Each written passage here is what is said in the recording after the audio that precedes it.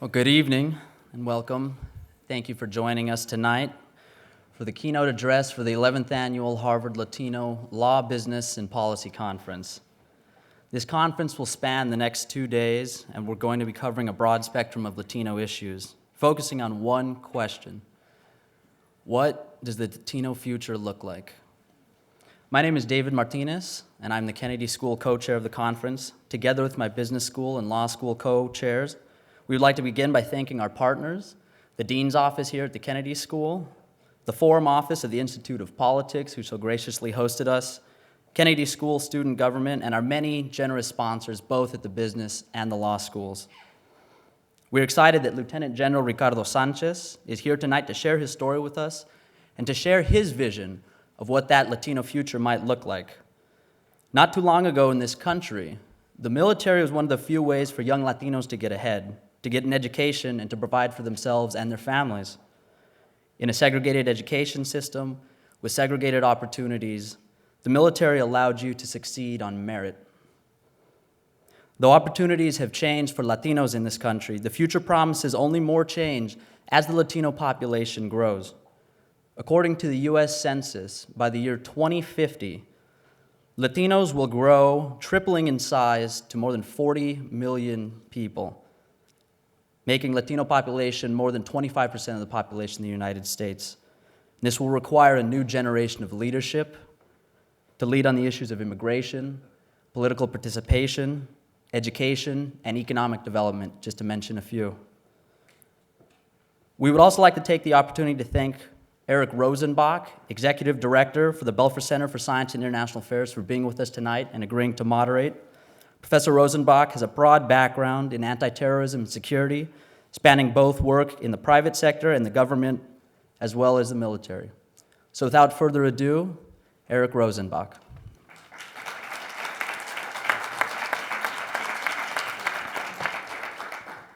Good evening. Thank you very much. It's a pleasure to be able to introduce Lieutenant General Sanchez.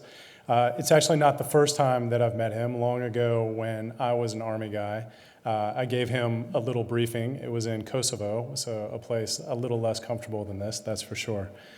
Lieutenant General Ricardo Sanchez is the former commander of U.S. Ground Forces in Iraq and also served as the commander of U.S. Fifth Corps in Europe.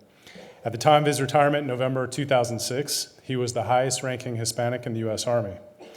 His military career began as an ROTC cadet.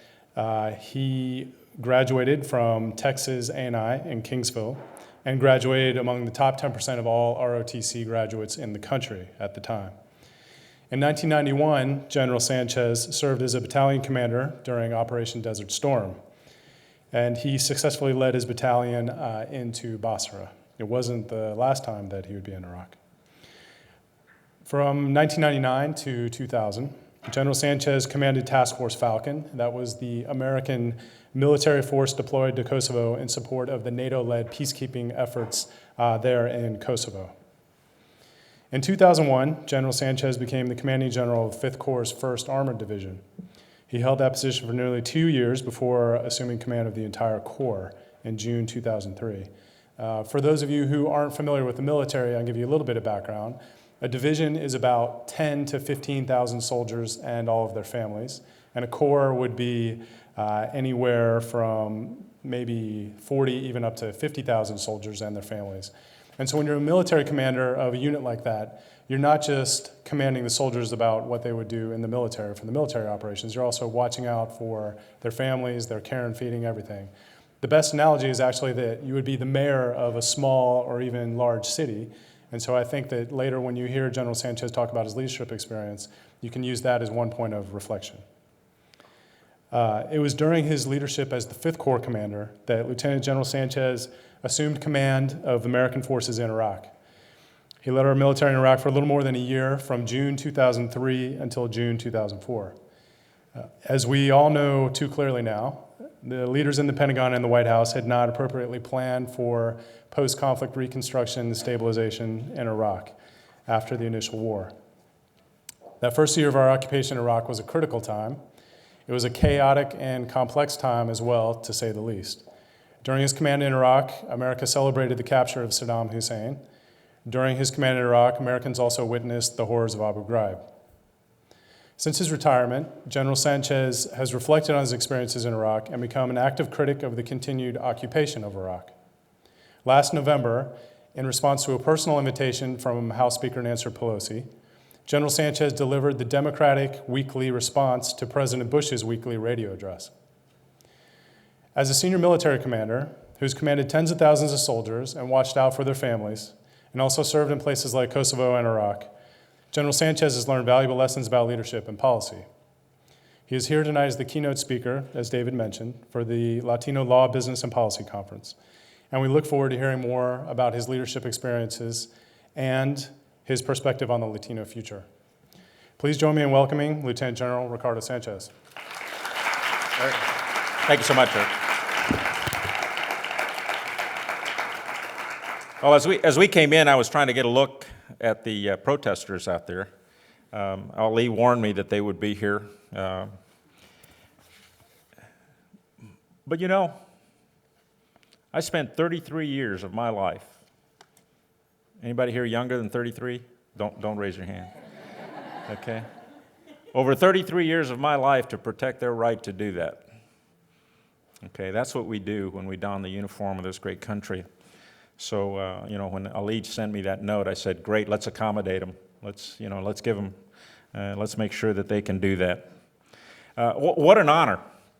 What I'm going to do tonight is I'm going to talk to you about leadership and the challenges that you're going to face, and then we're going to go into question and answer period where no holds barred. You're going to be able to ask any question you want, and I'll answer whatever I want to answer. Okay? How's that? Okay? But no, seriously, you know, I don't duck any question, and the title that you saw about candor and courage is something that I have committed myself to when an Army officer or when a young person takes on a commitment to defend their country. Their oath requires them to have honor and integrity and courage, and part of that is, you'll hear about it in my speech here as I go along, it's moral courage to be able to do what is right and to be able to stand up for what you believe in. So I'm not going to pull any punches. And I understand that the press is here, but once again, you know, I have not shied away from the press, as you all know. Let me start out by thanking Ali and Eric and all of you really for coming out tonight to be able to listen to some of my perspectives. Because there's no greater honor than to be able to share one's perspectives and experiences with the future leaders of this great nation. And I mentioned it to a couple of you that I saw earlier, you might not believe that at this point in time, or you might not think that at some point you'll find yourself in a position where you're leading maybe your state, maybe this great country, or maybe in an international environment. You know, I never dreamed that I would someday find myself in that position when I was sitting at Texas A&I University in 1973, ready to graduate from college, that someday I'd be leading forces from 40 different countries and 180,000 soldiers at war. So the experiences that I'm going to share with you are the lessons that I have learned over the course of that time frame in leading forces as a warrior. Now, I've been blessed with the opportunity to serve America at the highest levels of military leadership. And in my warrior profession, I charged every leader, every single leader, with the responsibility to train his subordinates to replace him under fire. The life-threatening environment of the warrior and the criticality of the mission mandated absolutely nothing less. So my hope for tonight is to impart some of my observations about America's continuing struggles, first with diversity and then the development of future leaders. Issues that will directly impact on our ability as a Latino community and indeed as a nation, other ethnic groups in this great country, to completely integrate into our American society in the future. As I think we all know, along with successful integration will come the economic prosperity that still seems to elude most of the Latino segment of American society.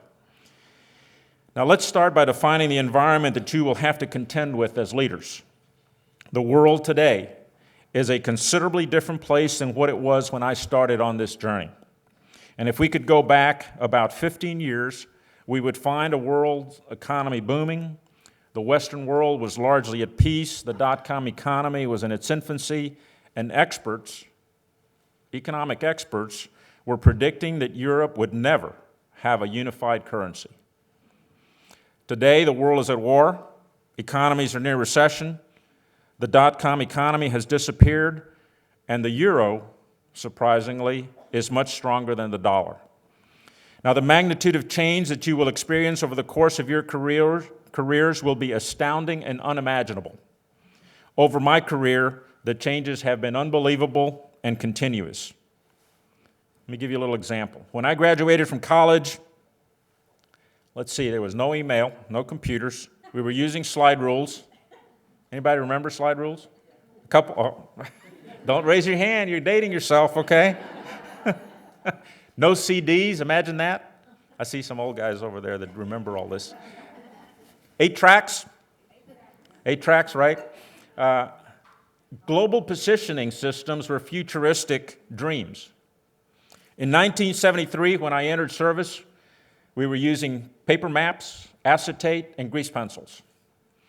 In 1991, when I led my battalion during Desert Storm into Iraq, I had 1,200 soldiers and 5 GPSs.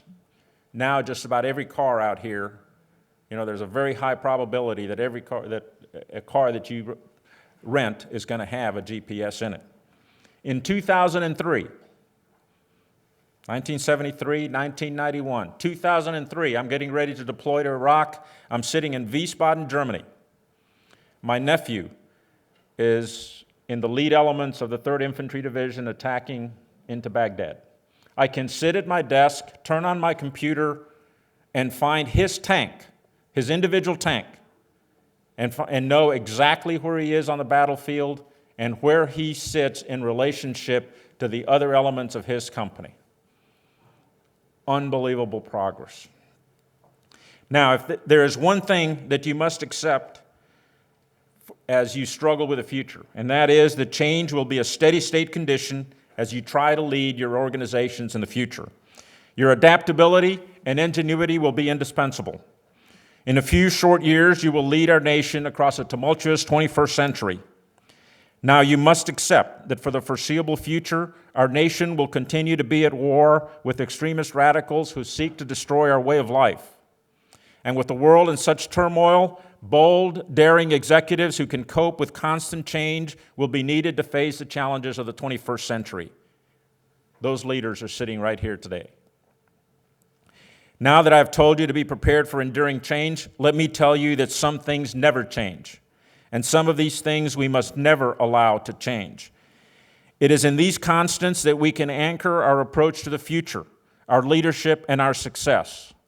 These are diversity, education, the need for leaders of character, and the need for grand strategic leadership are fundamental to the success of America, to your success, and to the success of our Latino community. Now, let me briefly give you my limited perspective on the status of Latino leadership in our society today. I qualify my assessment because I have spent my entire professional life in an institution that is by far the best in our society in providing equal opportunity and advancement for minorities.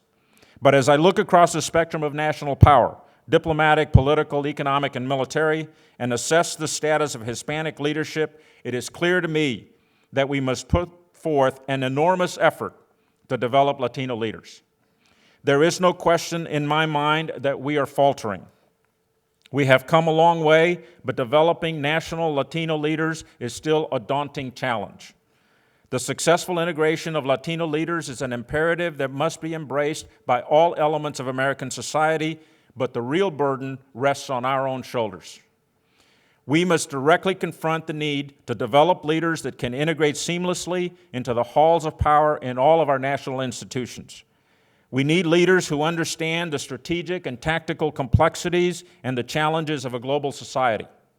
And finally, we need Latino leaders that are not consumed by the arrogance of power and who can embrace the values and ethics that lead to true leadership greatness.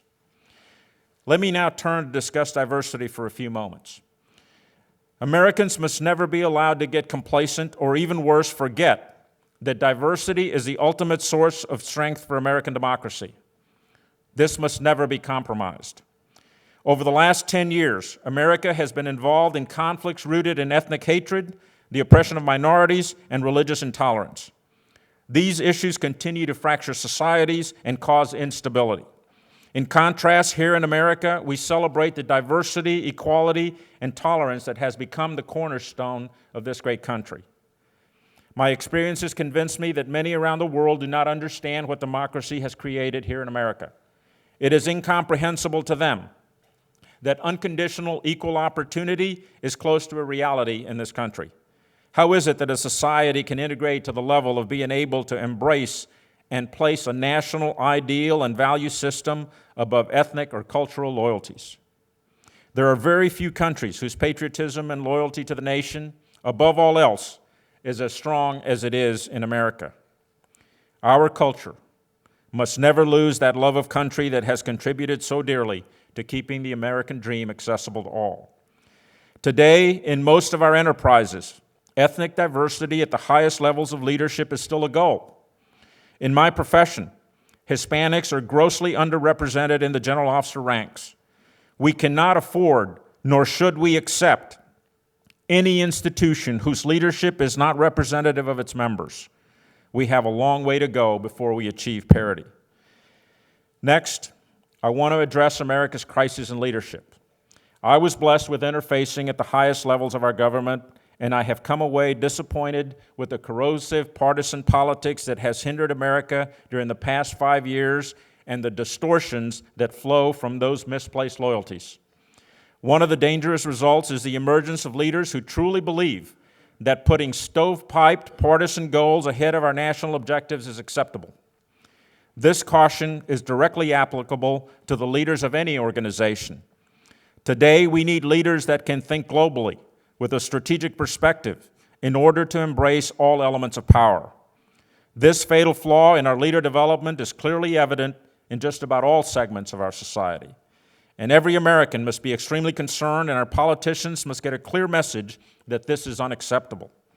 Our next president, and indeed all of our political leadership, must demonstrate a much better grasp of grand strategy development, especially when we are considering sending this great nation to war.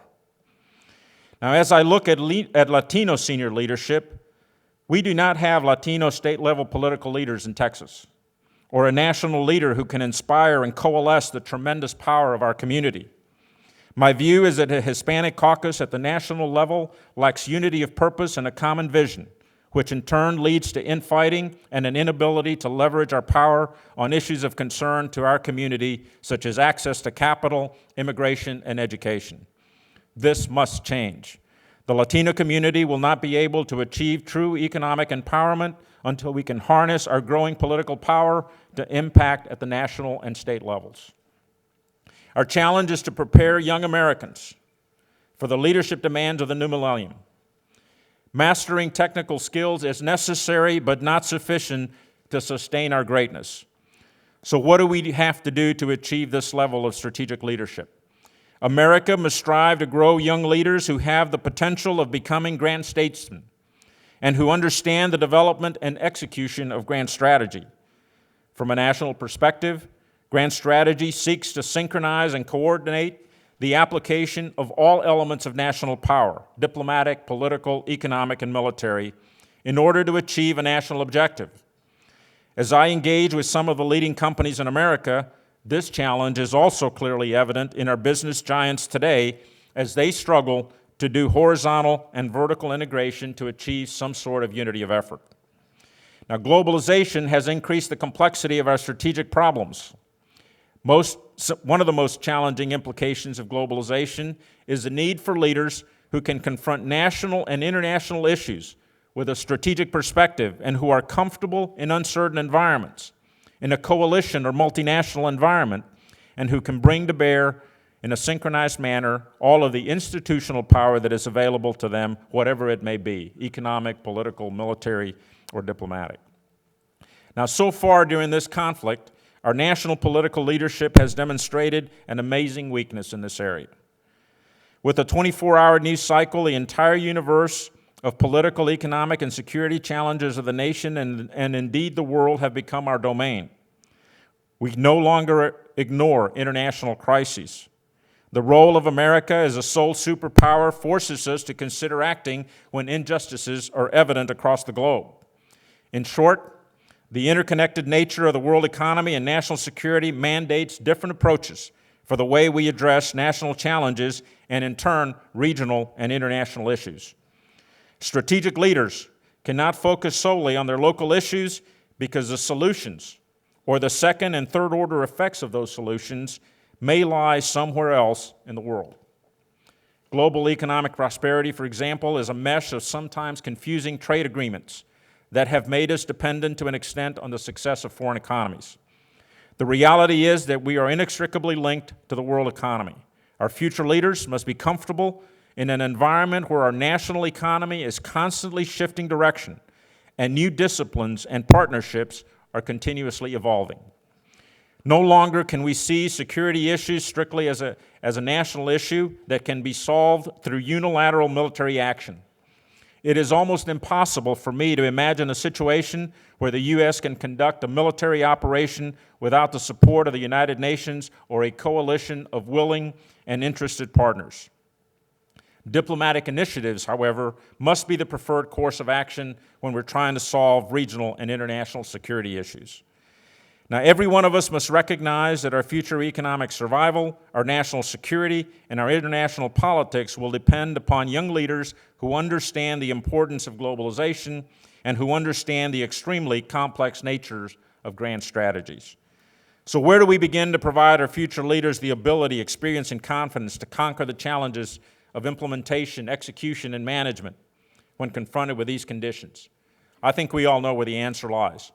It's in our commitment as a nation to educate our young people to a much higher level than we have ever done before. The future of this great country rests in the hands of our children. We all know that. They must be much better educated than we were to be able to take on the challenges of this complex, technologically advanced global society. We must not accept we must not accept dropout rates of 40 to 50% from our high schools.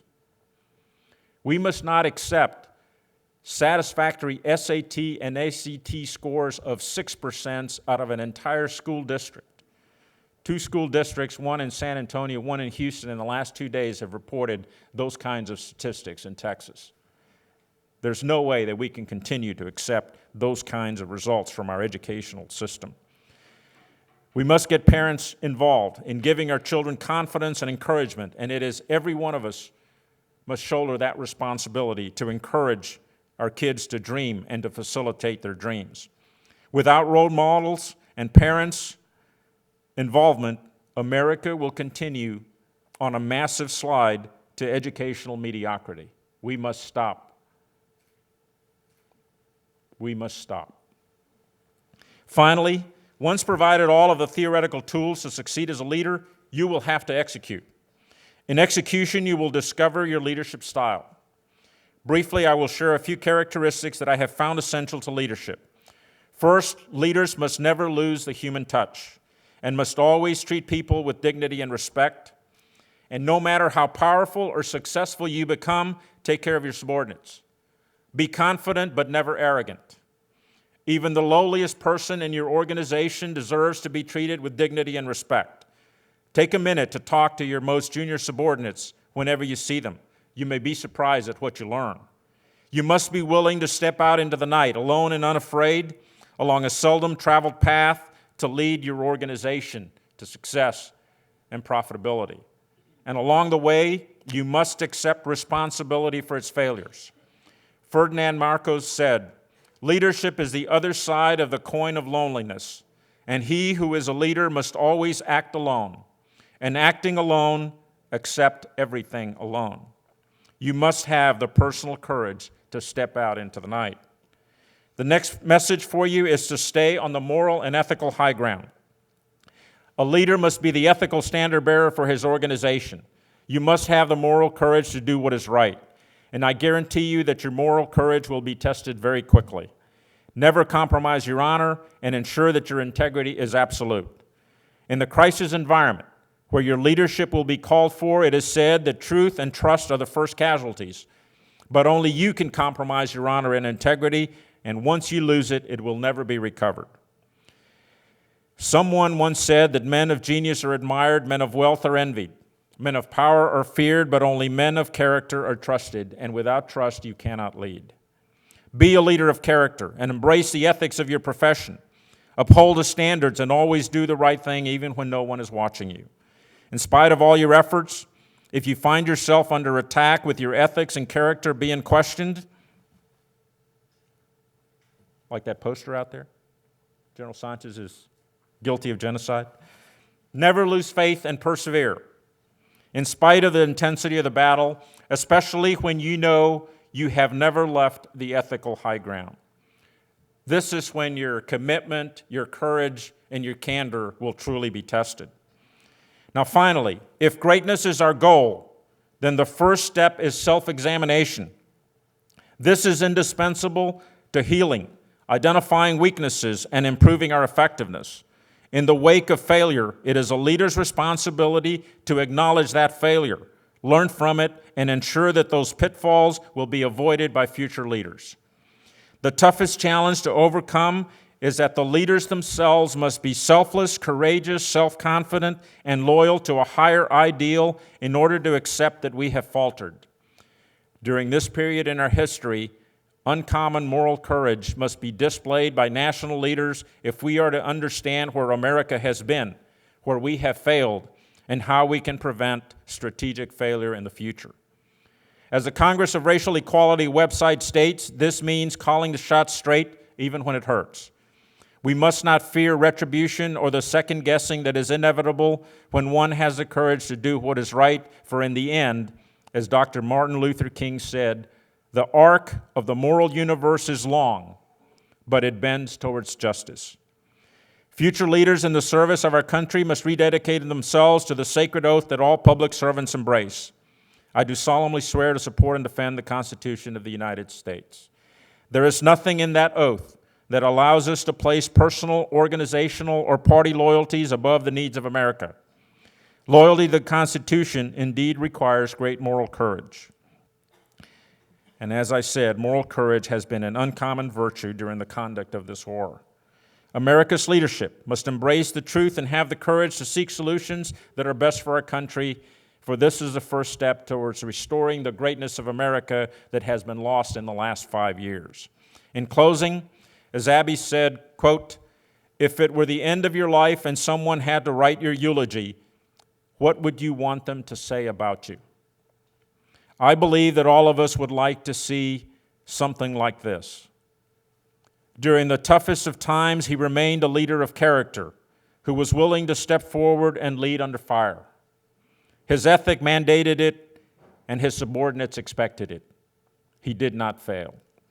Praise be to the Lord, my rock, who trains my fingers for battle and my hands for war. Thank you very much for listening. Look forward to the questions.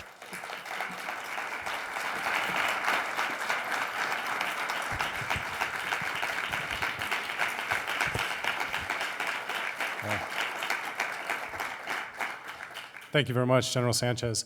So we'll now open up for the question and answer session, and we have 3 rules here at the Kennedy School Forum. They're pretty easy. The first is that when you ask a question, we ask that you please identify yourself and tell us where you're from. The second is that it's 1 question per individual. And the third rule is that questions actually end in a question mark and are not speeches. So please keep that brief as well. We'll start over here, please. Hi, thank you for being with us, General Sanchez. My name is Shadia Segala, and I'm an MPP 2 student here. I'm from San Bernardino, California.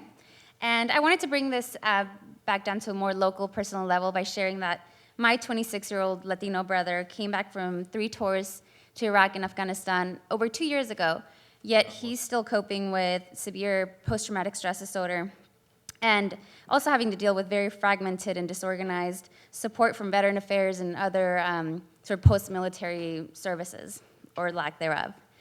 I was wondering, how is the military confronting this challenge that Latino soldiers come back to neighborhoods with of a high poverty concentration with unstable mental challenges and disorders? What insight can you offer into the Latinos' experience, since we have a very different cultural and familial support network, and how we can sort of maybe leverage that, and what else should we be doing to make sure that the services are coming into the communities that most need it? Well, first of all, I think we as... Thank you for the question. I think we as an institution, as an Army, and indeed as a nation, have recognized that PTSD is in fact an unhidden injury. I took that on as a personal crusade after I came out of Iraq in 2004. Because when we say goodbye in our departure ceremonies, we really are saying goodbye to the person that we will never be again when we return from combat. And I think our political leadership, our VA leadership, and our military leadership, more importantly, have recognized this. So now what is it that we're doing? We have undertaken significant programs now to educate about PTSD, both the soldier and the family members and the communities. The VA, I was just at a VA session about 2 weeks ago down in South Texas, where the Secretary of the VA, Jim Peake, talked about the efforts that the VA is doing in PTSD. And one of the really innovative and I think model initiatives that they have is partnering with local, not local, but state level medical entities, hospitals and health science centers, to be able to bring to the local level the medical care that our veterans need. And there's a huge bow wave of veterans that we haven't seen yet that are coming out of Afghanistan and Iraq over the last 5 years. From a Latino perspective, we have an inbred problem with ourselves because we refuse to accept that something like that can affect us because of our macho attitude, okay? And that's wrong. And this is where families have to help and have to identify the fact that the soldier has changed, whether it's a male or female. The soldier has changed, and there are the resources out there within the medical community to assist them in making that adjustment when they come back. We cannot afford to have the same level of problems that we as a nation have had to deal with as a result of Vietnam when we ignored the problem drastically. There are some, just on the way up here today, as a matter of fact, there is an initiative that's ongoing to accept the claims of veterans initially at face value when they claim PTSD, begin to treat them, and then sort out what level of problem they have. So it's a twofold problem, but ultimately, once again, it rests on our shoulders. It's our families that have to make sure that the veteran is willing to go and get the help that he needs. And we've got to keep our eyes on them. Okay? Thank you for the question. Yes, sir, please. Mr. Sanchez, my name is Fernando Delgado. I'm a law student at Harvard and a future human rights attorney. On the issue of the veterans, I believe a study came out today that 300,000 Iraqi veterans currently have PTSD, and over half have never received treatment from the military. My question is really about two different memoranda that you signed, one in September of 2003 and one in October of 2003. I'm sad to say that this is all we can manage in terms of free speech at the Kennedy School. Unfortunately, if you want to actually see the free speech protected by the United States, you have to leave Harvard and go to the sidewalk because the city of Cambridge protects it better. The protesters were not allowed to be in this room, despite your apparent request. So on to my question. Your memorandum in September 2003 authorized, and I believe it was addressed to the Military Intelligence Brigade 205th, the one stationed in Abu Ghraib. It was a CJTF-7 policy. Yes, but it was also addressed to the 205th Brigade. It's at the top of the memo. Yeah, it's distributed to the subordinate elements, of which the 205th is one of them, yes. Fine. And my understanding is that that brigade was actually in charge of cell block 1A in Abu Ghraib, the cell block where the abuses occurred. The 205th MI Brigade is responsible for the interrogation that is ongoing within Abu Ghraib. The MPs are responsible for managing and guarding the cell blocks. Well, interestingly, according to the testimony of everybody who's been prosecuted on the lower levels for Abu Ghraib, they were getting orders from the military intelligence unit. And in your memo, you actually, and this ends in a question, I swear. In your memo, you okayed techniques such as fear up harsh, dietary manipulation, environmental manipulation, extreme temperatures, and you noted some nations may view application of this technique in certain circumstances to be inhumane. Sleep management, which is a nice euphemism, isolation, use of military dogs, stress positions, yelling loud music, and light control, which you note, and I quote, could be used to, quote, create fear. You also helpfully noted that the techniques could be, quote, usually used in combination.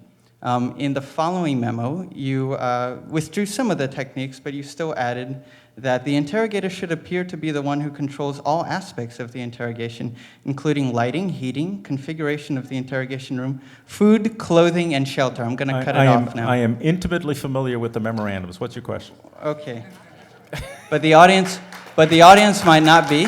And the point is this. Yeah. You trace the techniques you okayed in your memo, and you trace the Taguba report findings for the same months. Your memos are September and October. The Taguba report is October through December in terms of findings, sadistic, blatant, and wanton criminal abuses. My question is this, sir. As a Latino, I am ashamed that you're at this university. I'm ashamed of you. I think you're a disgrace. I'm ashamed of Harvard for having invited you. And the question is, when you are brought up on war crimes charges for violating the Geneva Conventions and the War Crimes Act from 1997, which is bipartisan, passed without a single objection, will you plead guilty? Or if not, what will be your defense? Because the defenses of Nuremberg, I was just following orders, and the defense of I was just following a fraudulent legal memo, or the defense that it was just a few bad apples, none of those are available either because of law or facts. Yeah. Thank you. That's a great question, and this is exactly what I fought for, is for you to be able to stand up and make allegations of that nature. Okay. I think it's also kind of disappointing to me, not at what you said, but when you deal with the media, and this is a challenge that if you get to the level of being a national or an international leader, when you deal with the media, you have to understand, first of all, that you've got to deal with the media, but second, that there is at times a very biased and very spontaneous judgment that occurs. And they put forth information that may or not be true. I think in the end, on the memorandums that are approved in September and October of 2003, when you move through everything that was being done in the command, those memorandums are designed to limit. Because if you don't understand the environment and the context that these memorandums are written in, then you can stand up and make those kinds of statements. The reality was that our nation had totally uncontrolled interrogation approaches that had been in place since the release of the administration's determinations in 2002, in February and March. And in fact, these interrogation approaches had been implemented without any controls in the Afghanistan theater of operations, and these interrogation approaches and methods are brought over to Iraq by the soldiers that are transferred there from Afghanistan, and then by the other agencies that are operating that are outside of the control of the military. So the memorandums that are printed, the September and October memorandums, what he fails to mention is that every one of those approaches are determined to be within the limits of the Geneva Convention. Okay, let me finish my answer. And no one to this point in the military hierarchy has debated whether that is a fact or not. It was a fact that the Geneva Convention allowed those approaches to be used. The issue is whether you define them as harsh or aggressive techniques. And when you're determining whether you're within the Geneva Convention or not, that's not a criteria that you're using. You're determining whether you are within the conventions or not to be applied in acquiring the intelligence that you need to accomplish your mission.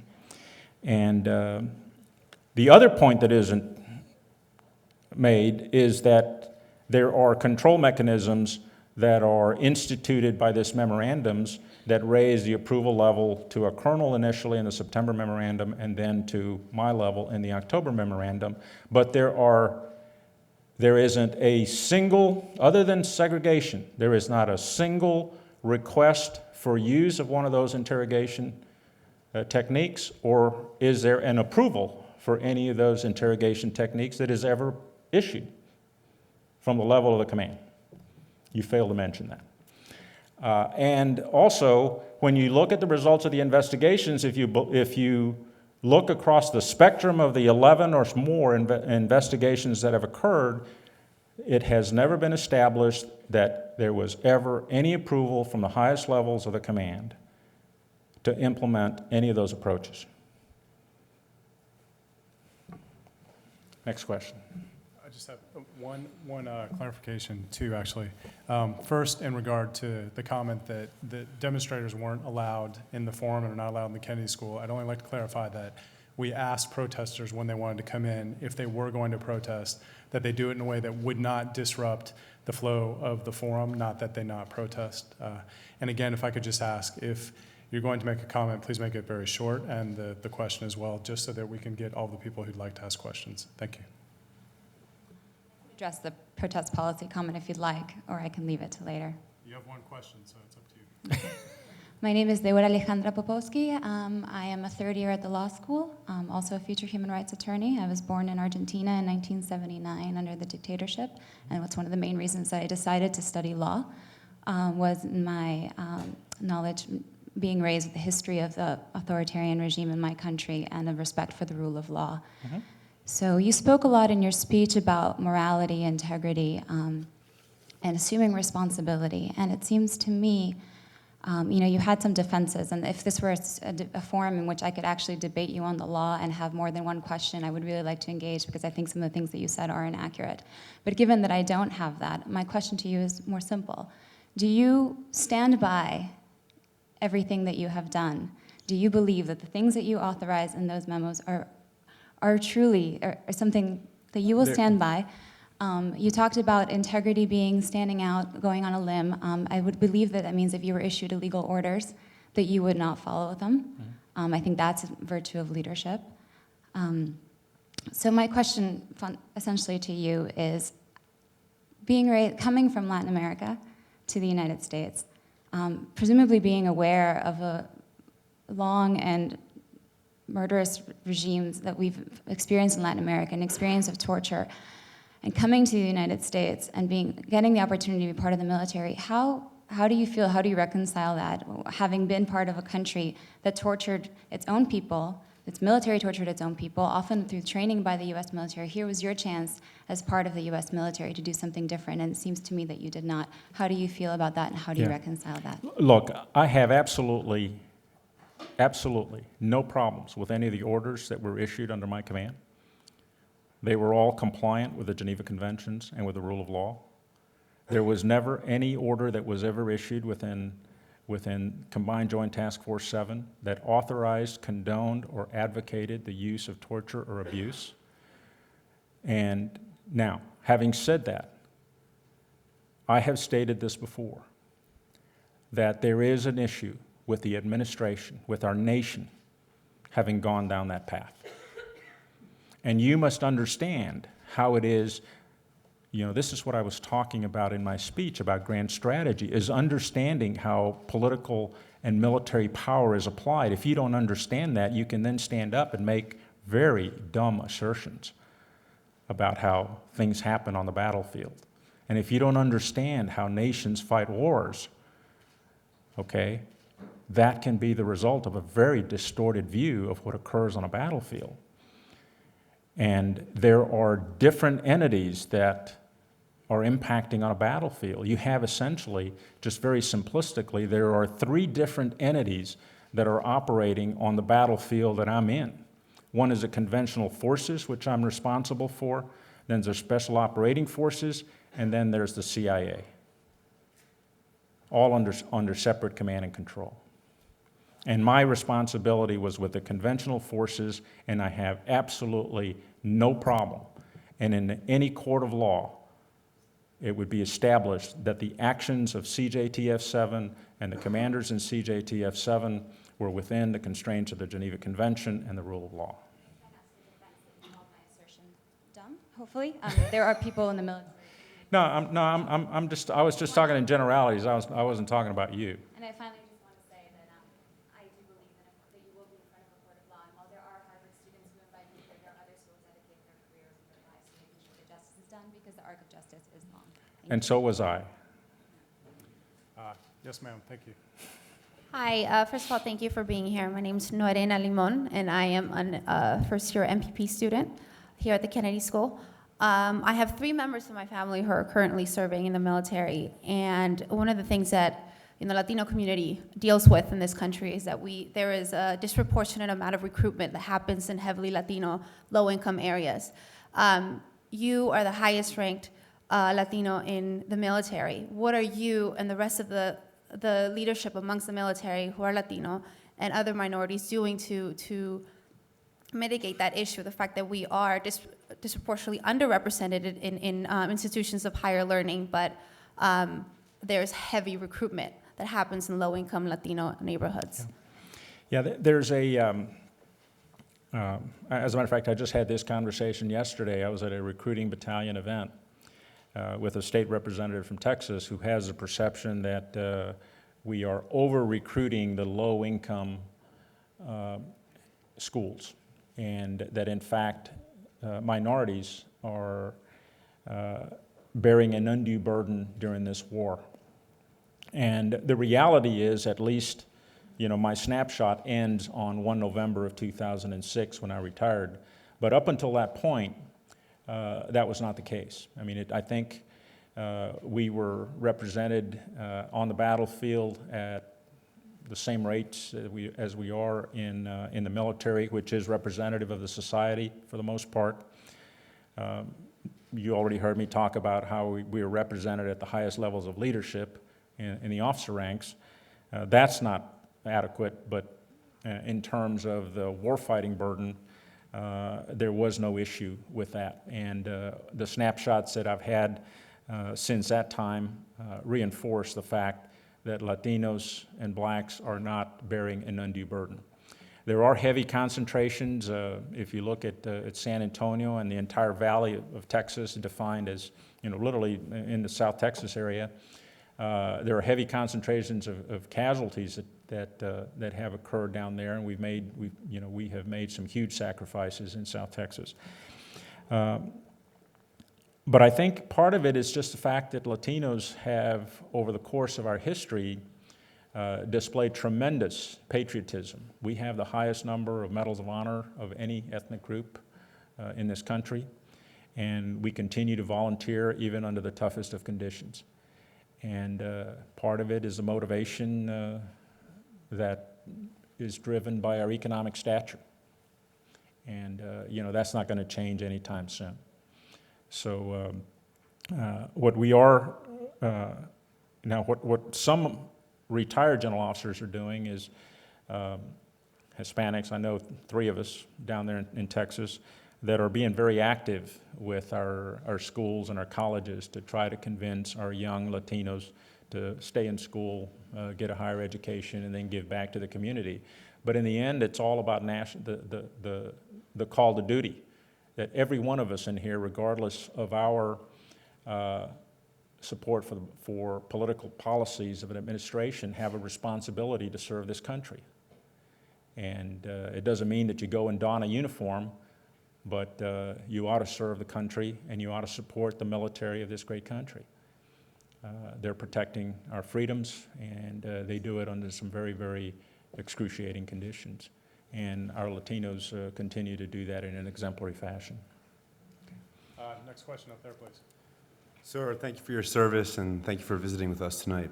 My name is Nick Taranto. I'm a joint degree student here and at the business school, and I'll be going to Marines Officer Candidate School this summer. God bless you. My question is about communication and lack thereof or miscommunication. And I would like to focus on a few items. One is in Iraq with Paul Bremer. There's been a lot of discussion regarding the failure of communication between the two of you and the consequences of that.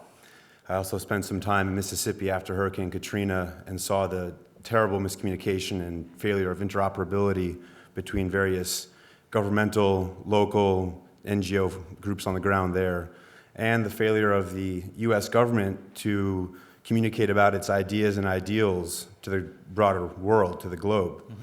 And I would like to know what you think we should do as a country and as individuals in terms of communicating our ideas to the broader world and ideas between one another going forward.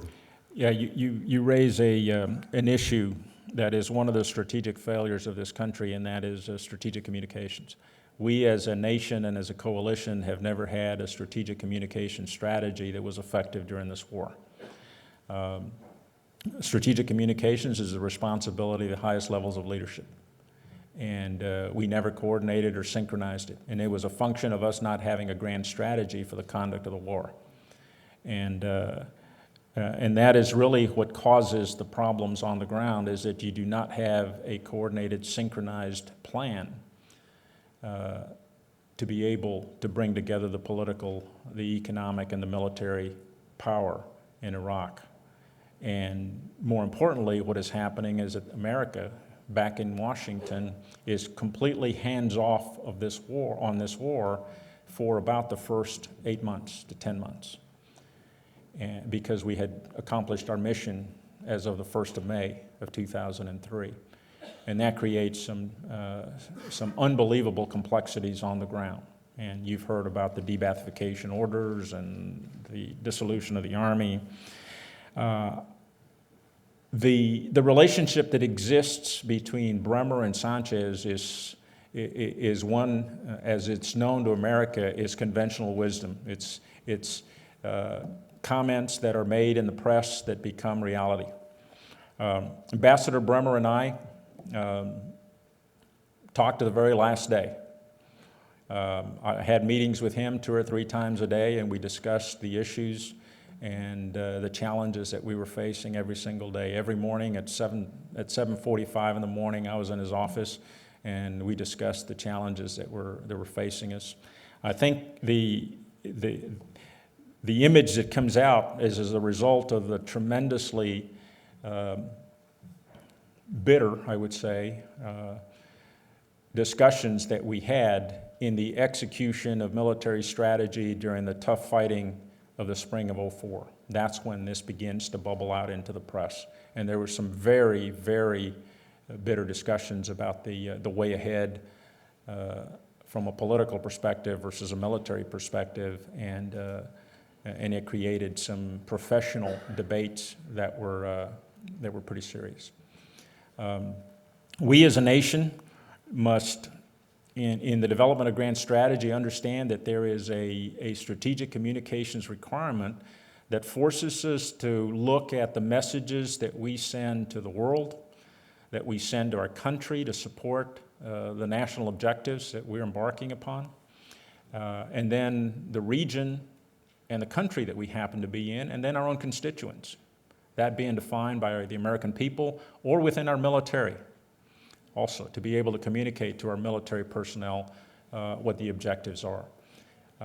As an example of the difficulties we had on the ground, we tried to be able to communicate to the Iraqi people. We could never get an Iraqi spokesman in the 14 months that I was on the ground in Iraq.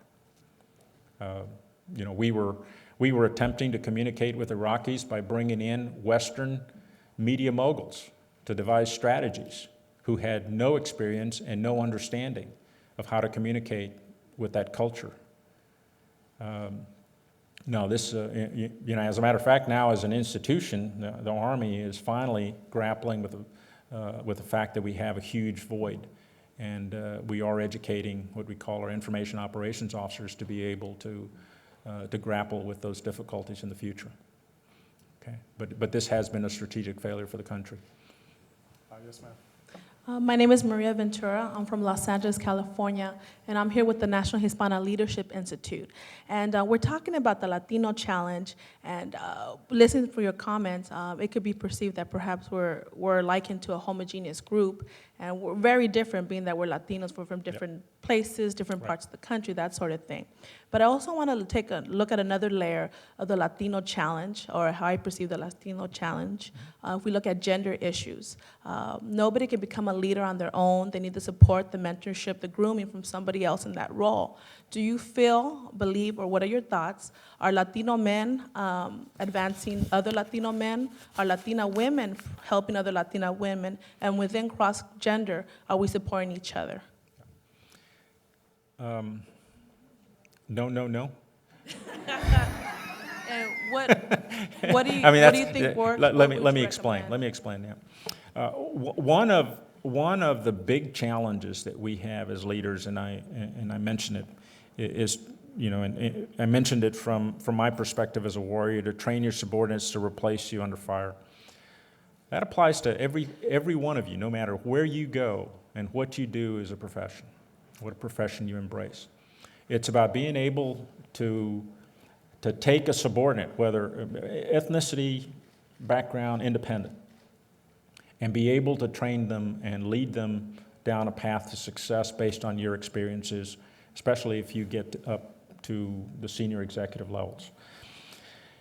The challenge that we face is that for a minority, especially Hispanics, there are very few role models out there. There are some, but we have not coalesced to be able to target young Latinos and get them to succeed. We have a huge challenge within the Army in trying to put together. Initially, there was institutional resistance, as a matter of fact.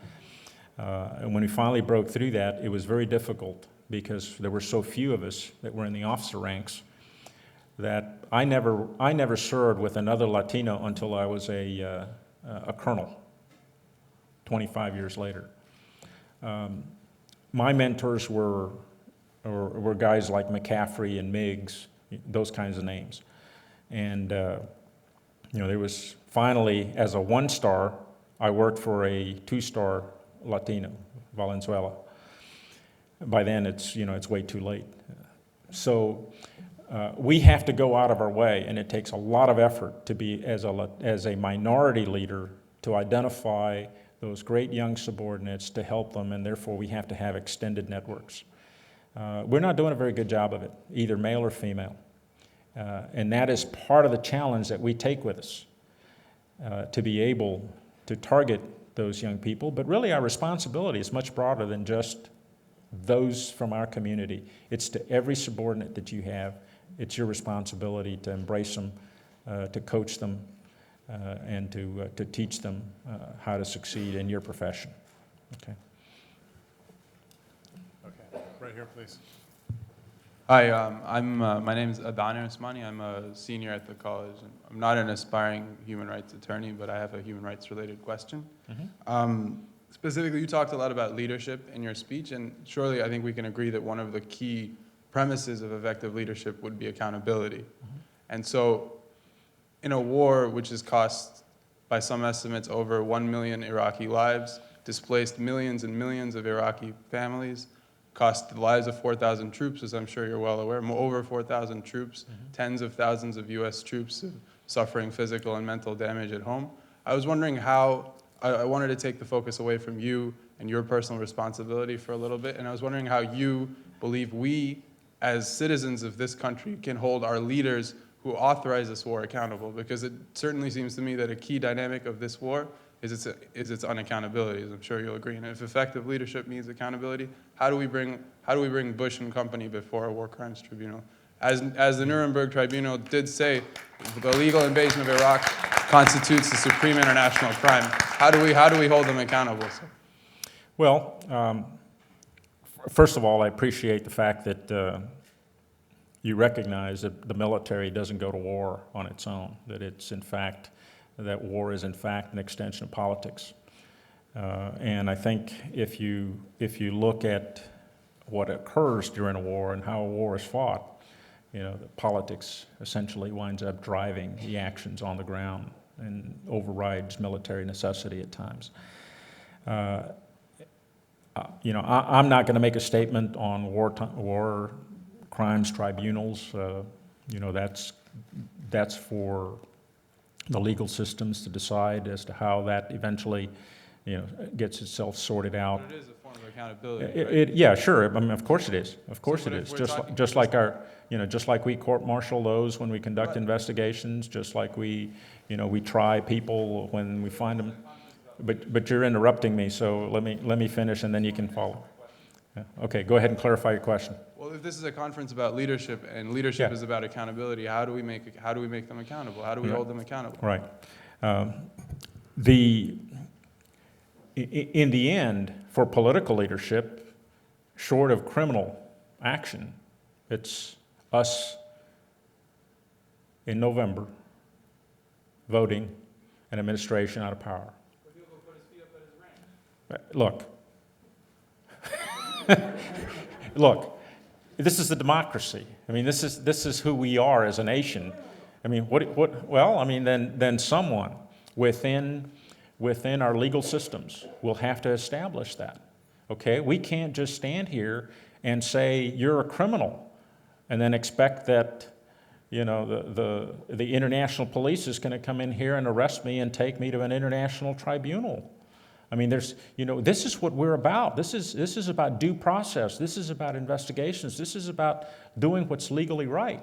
I mean, that's what you all are studying here. This is what has made our country so great. We can't just stand and arbitrarily make judgments of this nature. Okay? There are processes that our country has, that the world has, and any civilized country has these processes to hold people accountable when crimes have been committed. So if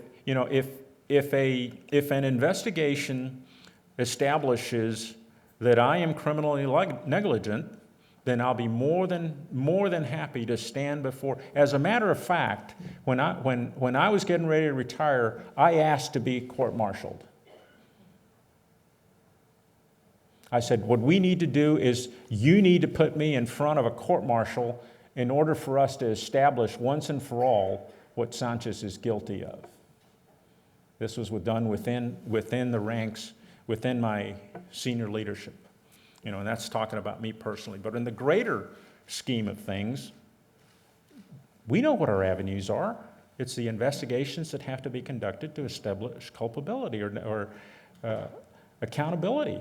And we can't, look, if we are advocating that some entity ought to take extrajudicial action to hold our political leadership or our military leadership accountable, is that what we're contemplating?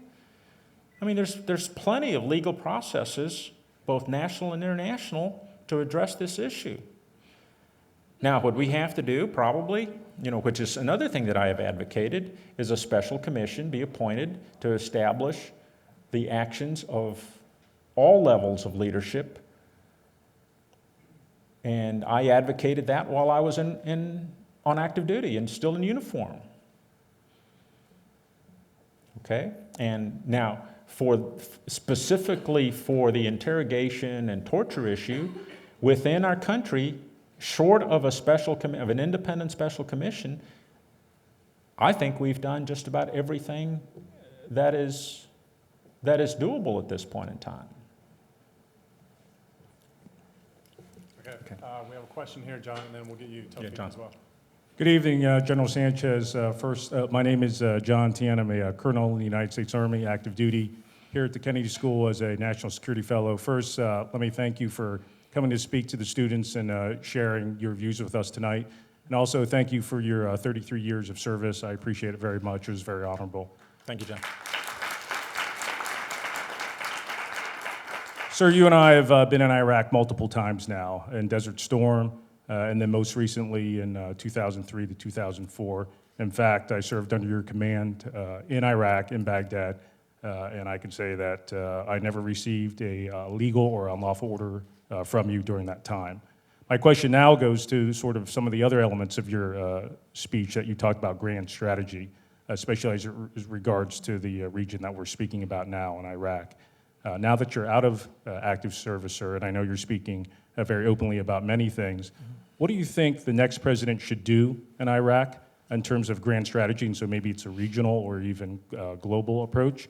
And then who that next president is, given the three candidates sort of still in play now. Do you have a comment you want to make on which one of those would best execute that grand strategy? On your second question, no comment. Yes, sir. Okay.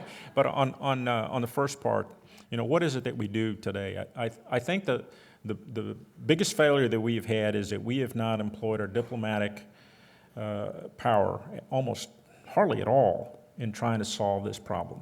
We truly have to surge our political power and our diplomatic power to try to bring forth a regional solution to the problem of Iraq. We already have regional neighbors that are involved in the problem. I mean, very clearly we've seen in the last 2 or 3 weeks the involvement of Iran. For years we've been trying to get the regional neighbors, the neighboring countries, to engage, to try to bring some stability, and if nothing else, to assist us in stemming the flow of insurgents and al-Qaeda elements into the country. Without a surge in those two elements of power, the military can never win this war. In terms of the economic aspect, I think the country, America at this point, is not going to continue to fund economic reconstruction and economic revitalization in Iraq, given the tremendous amount of treasure that we've already invested, and especially given the fact that Iraq itself is producing significant amounts of national capital. The difficulty is that we are dealing with a sovereign nation, and it's a nation that has been sovereign since the 28th of June of 2004, and therefore we can control the politics and the economics of that country. When we transferred sovereignty, we retained the right to conduct unilateral military action, and that is about all that we control. And as I've said, we can't win this war based on military power alone.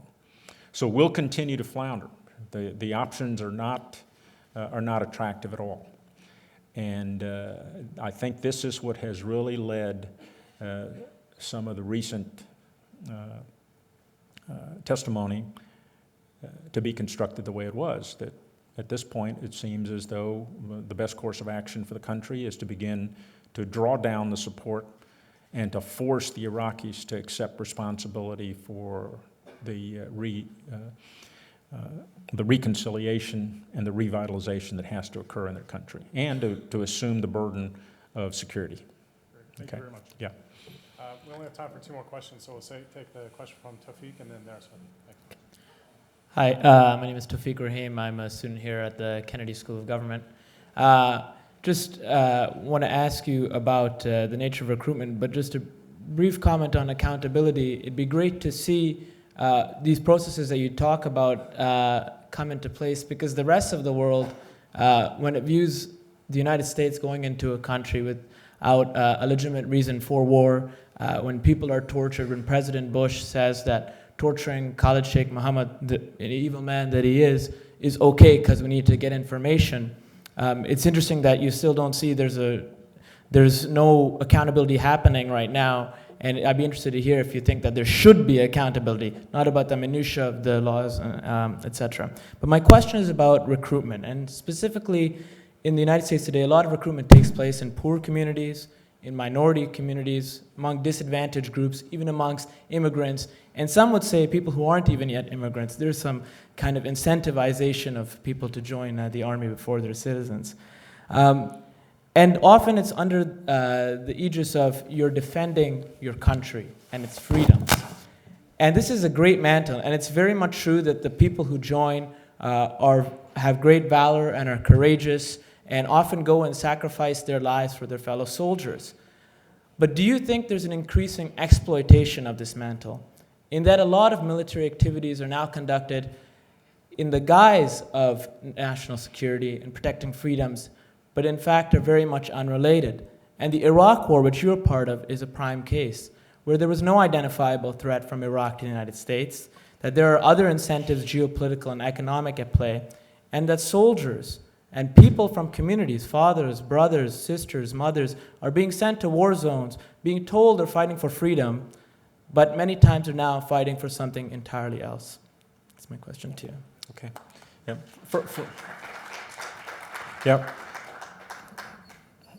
First of all, I already told you that, that this nation went down the path of torture in 2002. And from a warrior's perspective, that is never acceptable, because it is us, it's my kids that wind up susceptible to being tortured. So for anybody to sit here and state that a warrior wants to go down that path has absolutely no concept of what it's like to be on a battlefield and to see soldiers fight and die for their country, and to see the results of torture that our enemy has inflicted upon our soldiers. Okay, so should there be accountability? Absolutely. And I guarantee you that there are, well, I need to stop there, but absolutely, torture is never acceptable. It should never be condoned, and when conducted, there ought to be accountability at the highest levels. And it's not just accountability for the soldier that actually, in fact, what has happened is some soldiers have been held accountable for the torture that they have conducted. Because there has been, I told you that also at the beginning, there has been torture. There are documented court-martials that have been conducted on Welshofer and kids out of Bagram, where they were court-martialed and convicted, and they're sitting in prison today, but yet those that established the policies that ran amok have never been held accountable. And we need to reconcile that as a nation.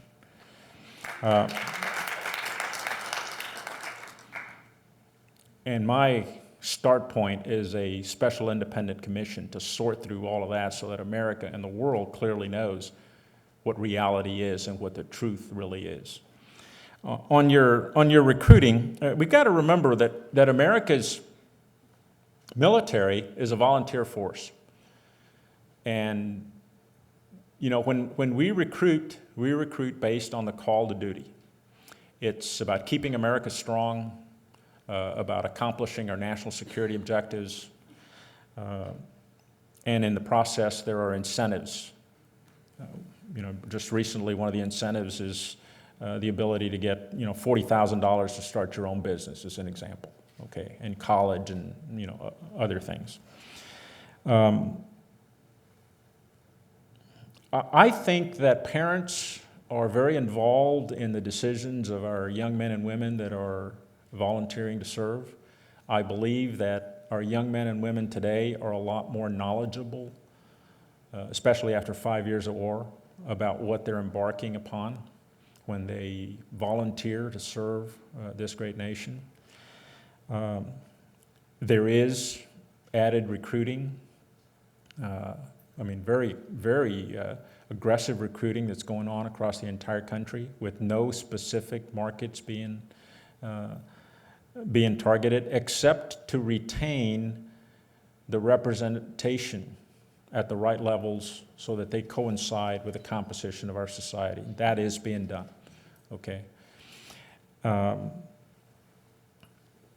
When you get on the battlefield and you talk to young men and women about how they see their mission, you get the same kinds of questions that I'm getting in here about our national leadership, about the direction of our country, about strategic communications, those kinds of things. So they're very well informed.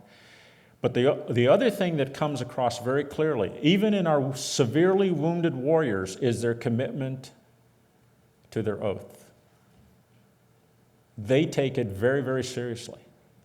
And they understand what America needs of them on the battlefield. It's a misconception where we think that, there may be some that go in with false expectations, but for the most part, our young men and women who are in uniform today are very knowledgeable of what's expected of them, of the sacrifices that they will have to endure, and then even more interesting is the fact that we retain them in uniform at unprecedented rates. So if we were truly exploiting them, if we were truly deceiving them in what we expect of them in uniform, that would not be the case. But there's an element of trust to leadership. Absolutely. And It's if they trust trust is absolute. Has Do you to feel be. that's being violated? Sorry about that. I mean, do you feel No, I'm not sure where the trust violation occurs if in fact you're volunteering to serve and don the uniform with full knowledge that in a matter of 6 months to 8 months, and I've seen young kids in a combat zone at the end of about 6 months after their enlistment. I don't think there's anybody in this country today that would not expect their son or daughter, brother or sister, to be in a war zone if they enlisted in the United States Army or the Marine Corps, given the tremendous pressures on our ground forces. So no, I don't believe that there's a violation of trust. I do believe that we as a nation need to recommit to sustain the strength of our military. Whether you like this war or not, it's a reality, and it's a war that's going to extend for decades. And if we don't get that commitment from young men and women, or continue to get that commitment, then the nation will have to struggle and make a decision, a politically very explosive decision, on whether to go to the draft, which nobody wants to touch. Okay? All right, we'll take our last question up there. Thank you. Hi, my name is Jim Carr, and I'm a member of the board of the Harvard Journal of Hispanic Policy. We're going to promote you. You're now President of the United States. No, I'm not a politician. You're in your 8th year. You're coming up on your last year. And as president, you have the ability to award something called the Presidential Medal of Freedom. It's the highest award given to civilians, exemplars. And you realize in the last 7 years, some of your selections might not have been top drawer. Among those in our Latino leadership and non-Latinos, who are some of the individuals you might consider bestowing the award to? Oh, my goodness. Part of my speech was the lack of Latino national leadership. It is extremely difficult for me to think of a Latino leader that has served the nation at a level that would warrant the Presidential Medal of Freedom.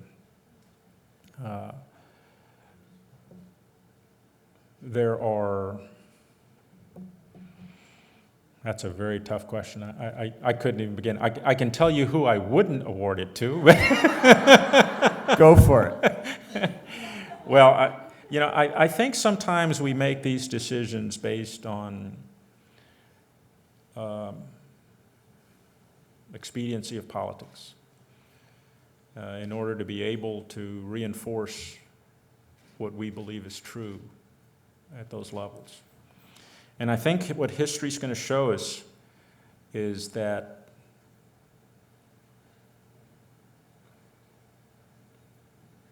the most senior leaders that are presented the Medal of Freedom in the immediate aftermath of the ground war probably never should have gotten it. I'm not going to pull any punches with Bremer and with Franks, because my book comes out on the 6th of May, and in that book, I very clearly state that they create the conditions for strategic failure for America. And I think now that we look back on their actions, there's no other conclusion that you can come to. Okay, and I think these awards should not be rewards for people that have done what you want them to do. It ought to be for people that have clearly, history has shown that they are worthy. Okay. Thank you very much, General Sanchez. I hope you all will join me in thanking General Sanchez.